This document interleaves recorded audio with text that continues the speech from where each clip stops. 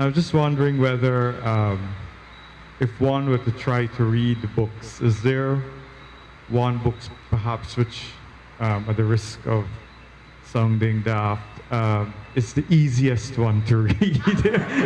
Is there one which we could, be gently introduced into this, it's like a sorry, not a marijuana, I don't want to go there, but I think that Palace of the Peacock is the easiest. And we were talking about it earlier, and someone was saying how difficult Palace is, and I said, well, I think that's the easiest one, so, if you find that one difficult, beware the others.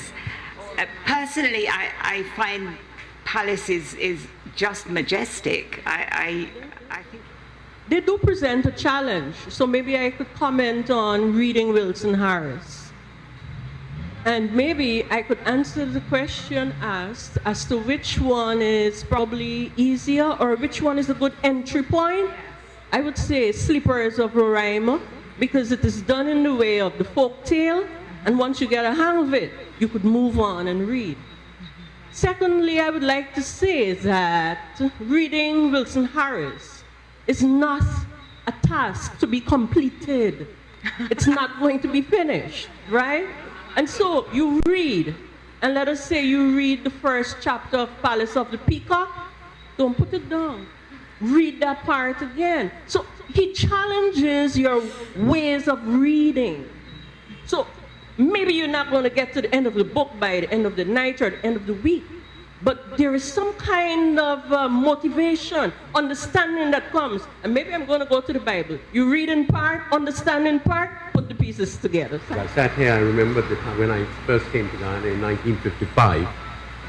I met Wilson, and I met Martin, and we used to meet, I remember well, and there were wonderful evenings.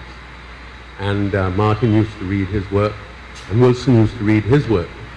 And Wilson was an extraordinary reader because he would pick up steam as he read his work. And I think it was 1955 then. It probably was Palace of the Peacock he was reading from, or certainly some draftings for it. But I remember he used to read, and he would get more and more worked up, and his voice would get louder and louder, and he would go harder and harder. And as he began to do that, he would begin to hit Martin in the shoulder, and hit me in the hand. And then he would go and he'd say, you see, after every few sentences. And after a while, he would be flinching.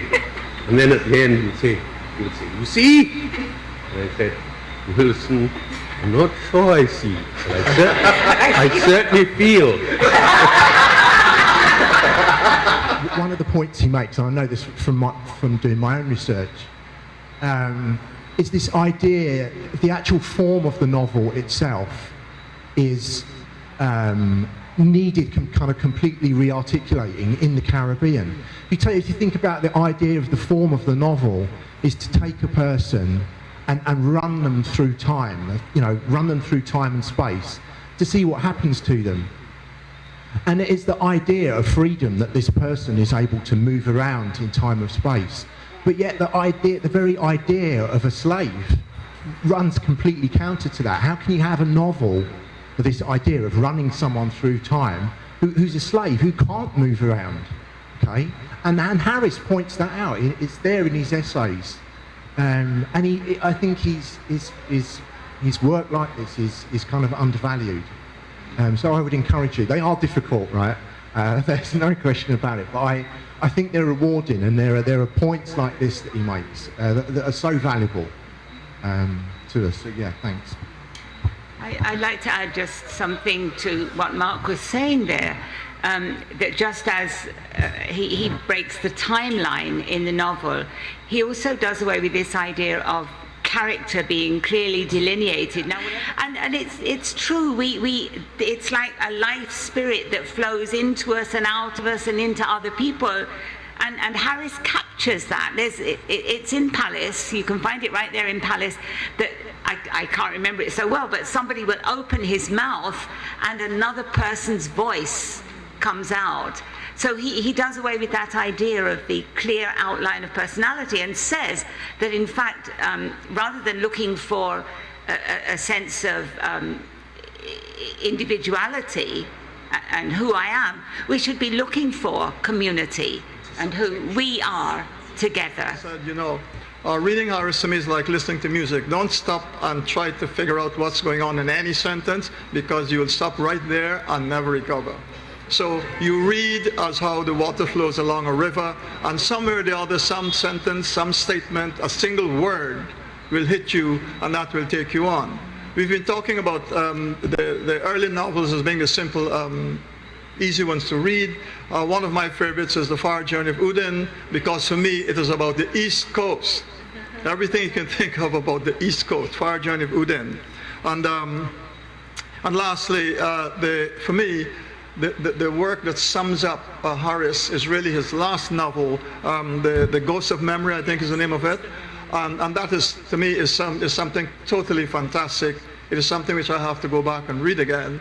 And I promised myself perhaps I may be able to do 24 paintings out of that single novel. Wow. This is Harris speaking about his own work. He says, in describing the world, you see, the language evolves and begins to encompass realities that are not visible. He attributed his innovative literary technique as developing that was the result of being a witness to the physical world, behaving as quantum theory. To accommodate his new perceptions, he said he realized that his writing was quantum fiction.